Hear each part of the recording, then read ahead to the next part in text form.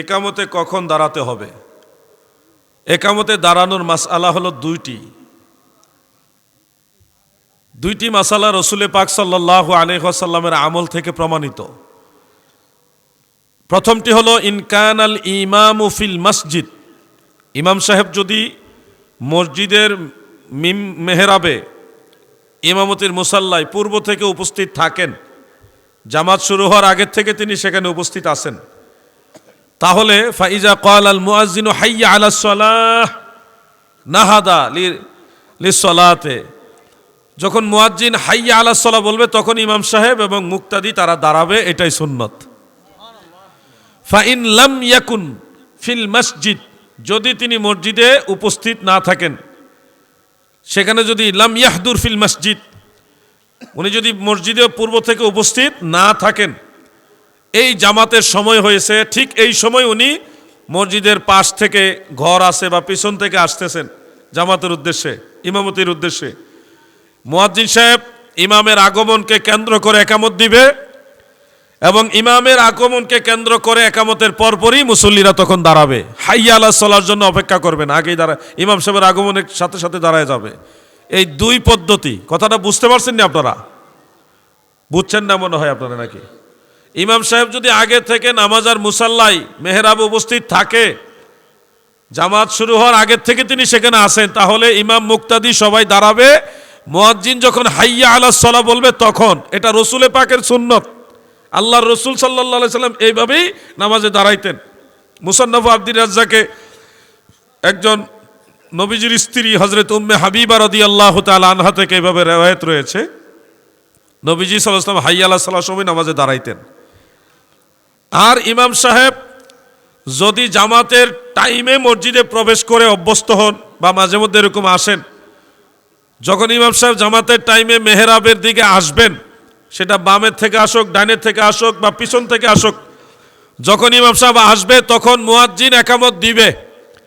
একামত দেওয়ার পরে ইমামের আগমনকে কেন্দ্র করে মুসল্লিরা দাঁড়াবে।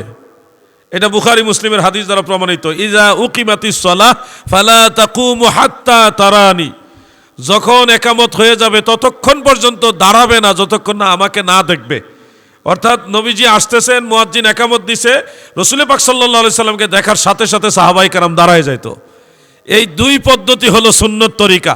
পরিস্থিতি বুঝে আপনারা আমল করবেন। ইমাম সাহেব আগের থেকে থাকলে এক মাসালা, আর না থাকলে আরেক মাসালা, এই দুই পদ্ধতিতে আপনারা আমল করবেন। কোনো ক্রমেই ইমাম আসার আগে দাঁড়ানো যাবে না, অথবা একামতের আগে দাঁড়ানো যাবে না। একামত শেষ হইলে ইমাম সাহেব বলবে দাঁড়িয়ে কাতার সোজা করুন বা কাঁধে কাঁধ মিলিয়ে কাতার সোজা করুন, এটা বলবে একামতের পরে। মুয়াজ্জিন সাহেব বলবেন না, এটা বলবেন ইমাম সাহেব। সুন্নত হলো ইমাম সাহেব বলা, মুয়াজ্জিন বলা সুন্নত না। সুন্নত হলো ইমাম সাহেব বলবে কাঁধে কাঁধ মিলিয়ে কাতার সোজা করুন, এটা একামতের আগে বলবে না, একামত শেষ হইলে বলবেন। আল্লাহ রসুল এইভাবেই বলতেন। এখনো হারামাইন শরীফাইনে, মক্কা মুকাররমায়, মদিনা মুনাওয়ারায় একামত শেষ হইলে আরবিতে বলে সফু সুফুফাকুম, এই কথাগুলি আরবিতে বলে, বলার পরে ইমাম সাহেব নামাজ শুরু করে। মক্কা শরীফ যারা গেছেন দেখবেন, সেই নবীজির জামানা থেকে এখন পর্যন্ত চলে আসছে। এই সুন্নতকে বাদ দিয়া যারা একামতের আগেই বলেন দাঁড়িয়ে কাতার সোজা করুন, সুন্নত দাফন করে দিয়ে, সুন্নত বাদ দিয়ে যারা একামতের আগেই বলেন দাঁড়িয়ে কাতার সোজা করুন, এটা গুনার কাজ, বেদাত। এটা বেদাত, কারণ এটা করার কারণে রসুলের সুন্নত বাদ পড়তেছে। কথা বুঝতেছেন আপনারা? একামত শব্দের অর্থ হলো দাঁড় করানো, মানে একামত দিলে দাঁড়াবেন। একামত দেওয়ার অর্থ হলো এটার মাধ্যমে মানুষ দাঁড়াবে। এখন একামতের আগেই যদি আপনি দাঁড়িয়ে যান তাহলে একামতের আর কোনো অর্থ থাকে না। কথা বুঝছেন আপনারা? একামত দেওয়া হয় মানুষকে দাঁড় করানোর জন্য। এখন একামতের আগেই যদি দাঁড়িয়ে যান তাহলে একামতের আর কোনো গুরুত্ব থাকে না। এই জন্য আপনারা মনে রাখবেন, একামতের আগে দাঁড়িয়ে কাতার সোজা করুন এই কথা বলা বিদআত।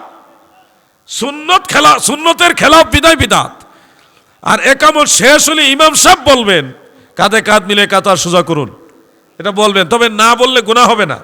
যদি এটা না বলি ইমাম সাহেব ডাইরেক্ট নামাজ শুরু করে, তাহলে এটার জন্য আবার উনি গুনাহগার হবে না। এটা সুন্নতে মুআক্কাদা নয়, সুন্নতে গায়রে মুআক্কাদা। এইভাবে আপনারা একামতের আমলটা করবেন। আমি যে মাসালাটা বলছি এই মাসালাটা আমার ব্যক্তিগত বানানো মাসালা না, সারা ওয়ার্ল্ডে যেখানে যত বড় আলেম হোক তাদেরকে জিজ্ঞাসা করলে দেখবেন মাসালা এটাই। কারণ যারা একটু লেখাপড়া করছে, স্টাডি করছে, তারা সবাই এটা জানে।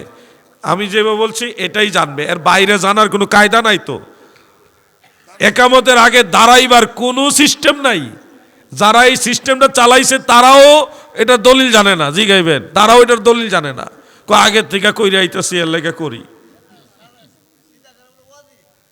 হ্যাঁ, কাঁধা সোজা করা ওয়াজিব, কিন্তু এটা হলো একামতের আগে না, একামতের শুরু হওয়ার পরে হাইয়া আলাস সালাহ যখন বলবে তখন থেকে আমরা দাঁড়াবেন, নামাজের তাকবীরে তাহরিমার আগ পর্যন্ত আপনারা কাঁধা সোজা করবেন। এই সময়টার জন্য আপনার বিধান।